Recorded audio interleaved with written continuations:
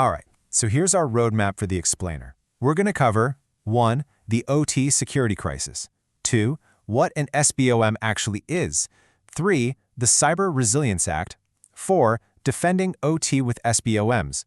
5. The steps to create your own. And 6. The road to compliance. Let's dive right into Part 1, the OT security crisis. The physical damage caused by software flaws is just undeniable at this point. Recently, 116 vessels had their communications simultaneously disabled. We've seen massive container ships literally run aground because of GPS spoofing, and major navigation equipment manufacturers completely crippled by ransomware. What this proves is that robust cybersecurity is the new license to operate in any industrial setting. It's not an afterthought, it is a fundamental requirement for physical safety. Which brings us to Part 2.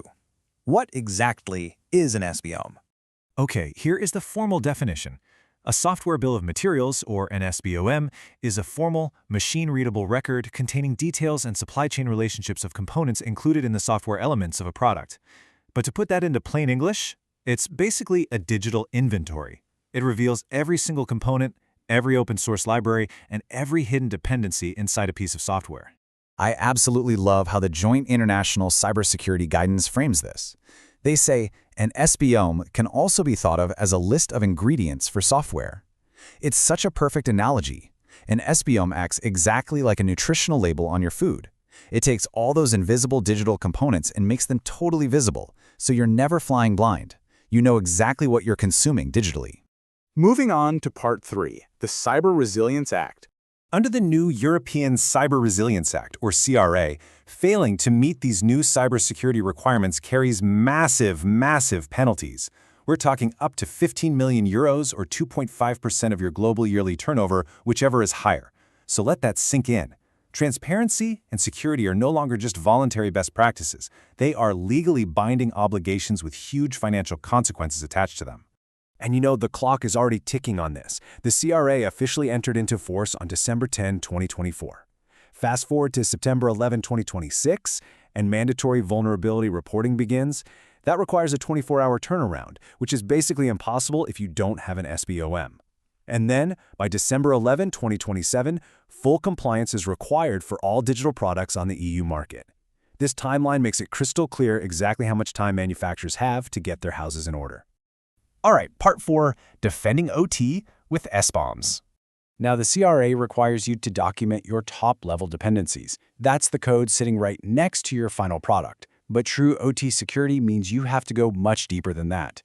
Just think back to that notorious Log4j vulnerability. The real dangers are almost always buried in transitive dependencies, which is essentially the software that your software relies on. A properly built SBOM gives you this full, multi-layered visibility right down to the bottom of the iceberg.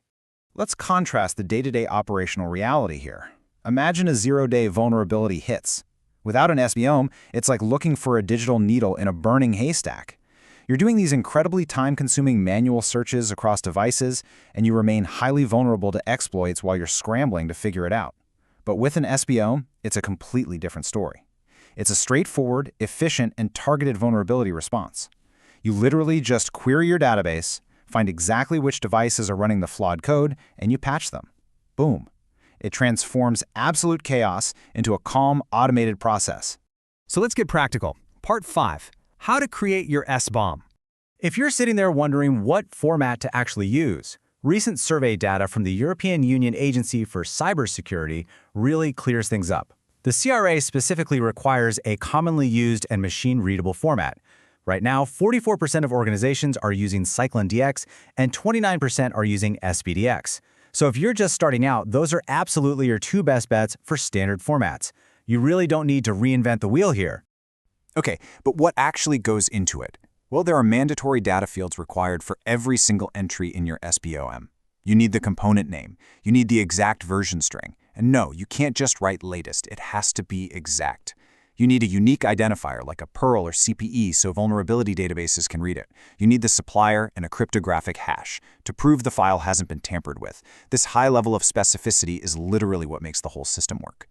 And the real secret to success: understand that an SBOM is not just a checkbox you file away and forget about. The best practice here is to automate generation directly from the final shipped binary. Why? Because code changes during the build process all the time. You need to integrate this smoothly into your continuous integration and deployment pipelines and continuously enrich it with live vulnerability data. It has to be a living, breathing record of what you are actually shipping out the door. Finally, Part 6, the road to compliance. Get a load of this. According to industry surveys, a massive 79% of organizations expect to reach the necessary SBOM maturity level by the time the CRA becomes fully applicable. That means if your team is delaying or if you're thinking this is just some passing fad, you are rapidly falling behind the vast majority of your competitors. The entire market is moving toward transparency, and they're doing it right now. So yes, the full compliance deadline is December 11th, 2027, but the groundwork has to be laid today. So I want to leave you with one very provocative question. Do you actually know what is running inside your products today? Seriously, think about it. If the answer is no, it's time to start building your software bill of materials right now. Thank you so much for joining me for this explainer. I really hope these insights empower you to tackle this complex but super crucial topic. Stay curious, stay secure, and I'll catch you in the next one.